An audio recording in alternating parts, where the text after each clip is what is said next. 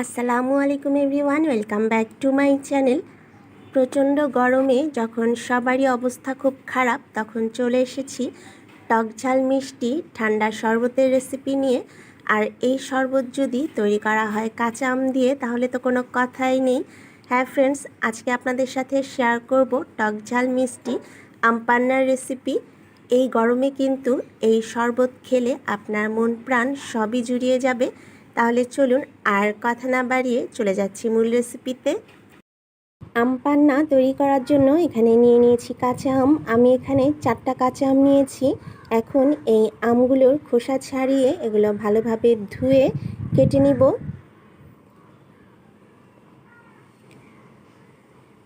আমগুলো কেটে একটা প্যানে নিয়ে নিয়েছি। তো এই আমের ভিতরের অংশটা একটু শক্ত হয়ে গিয়েছে, তো এটা সিদ্ধ করার পর আমি এটা কেচে নিব চামচ দিয়ে। এখন দিয়ে দিচ্ছি পরিমাণ মতো পানি। এবার এর মধ্যে অ্যাড করে দিচ্ছি পরিমাণ মতো লবণ। আরও অ্যাড করে দিচ্ছি কিছুটা বিট লবণ।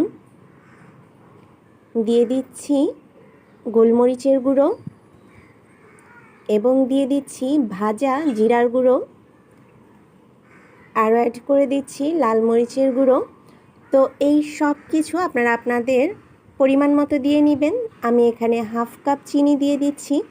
আর আপনারা যে পরিমাণে আম নেবেন আম পান্না তৈরি করার জন্য, এবং আপনাদের টেস্ট অনুযায়ী সব কিছু আপনারা অ্যাড করে নেবেন। তো এই আমটা সিদ্ধ হতে দেখা যাবে যে খুব বেশি সময় লাগবে না। আমটা কিন্তু পুরোপুরি ম্যাশ হয়ে গিয়েছে। আর এই যে আমের যে শক্ত অংশটা দেখছেন, আমটা যখন ঠান্ডা হয়ে যাবে তখন আমি এটা কেচে এর থেকে আমগুলো সব বের করে নিব এবং এটা ব্লেন্ড করে নিব।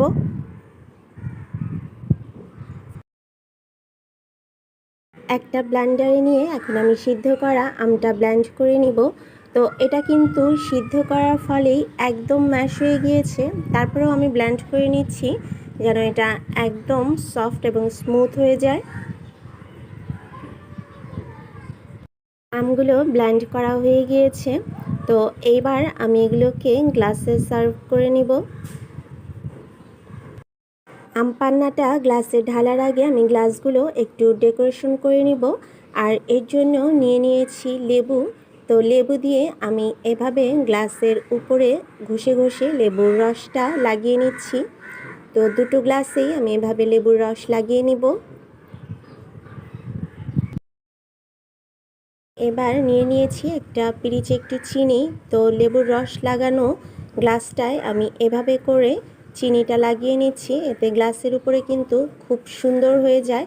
আর এভাবে কোনো জুসের জন্য আপনারা গ্লাসে ডেকোরেশন করতে পারবেন।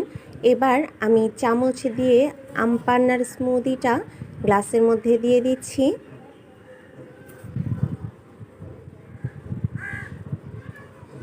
তো দুটো গ্লাসেই আমি দিয়ে দিয়েছি। এখন এর মধ্যে দিয়ে দিচ্ছি পুদিনা পাতা। তো পুদিনা পাতাটা আমি হাত দিয়ে ছিঁড়ে দিয়েছি। আর দিয়ে দিচ্ছি আইস কিউব।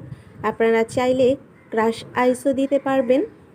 এবার এর উপর দিয়ে দিচ্ছি ঠান্ডা পানি।